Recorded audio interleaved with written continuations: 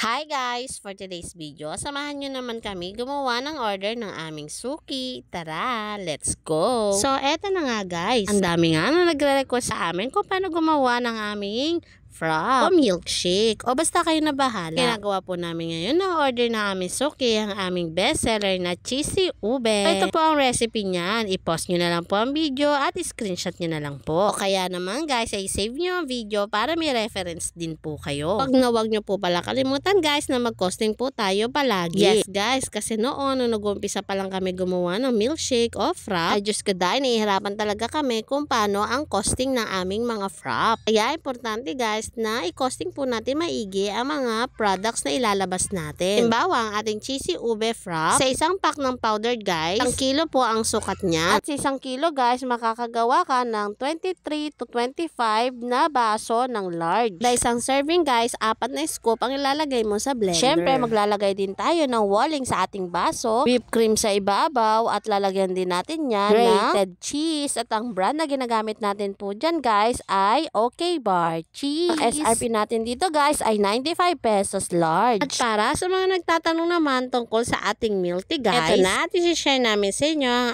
aming recipe. Shaker, maglagay ka ng 600 ml kasama ang tea. Kung nahihirapan ka naman gumawa ng milk tea kapag dalawa o higit pa ang order ng ating suki, nito lang ang gawin mo para hindi ka mahirapan. Yes guys, sa 1 liter na ating shaker, maglagay ka ng 8 scoop na araw flavor, 2 scoop ng creamer, at 2 20 ml na fructose. Lagyan mo ng yelo at i-shake na natin. O diba guys, ganyan lang kadali gumawa ng ating milk tea. At ang order nga ng ating suki guys ay 2 taro premium milk tea. Lagay lang tayo dito guys ng cheesecake as walling. Ang basa po pala na ginamit natin dito guys ay 22 ounce. Nilagyan din po namin yan ng crushed cookies. Siyempre maglalagay din tayo ng ating pearls. Sa mga nagtatanong naman po kung paano gawin ang ating pearls, ay may separate video na po tayo dyan at ready to watch na. Kaya panoorin nyo na lang guys. At big shout out po sa lahat ng bago naming follower na nag-follow dito sa aming FB page. At syempre nagse-celebrate po tayo ngayon ng ating 20,000 followers. Maraming salamat po sa panonood nyo dito sa aming mga mini vlog. While makatulong po kami sa inyong small business. Kaya na, nagpahabol pa pala ng blue lemonade ang ating suki. Maraming salamat din po sa aming suki na nag-order nito.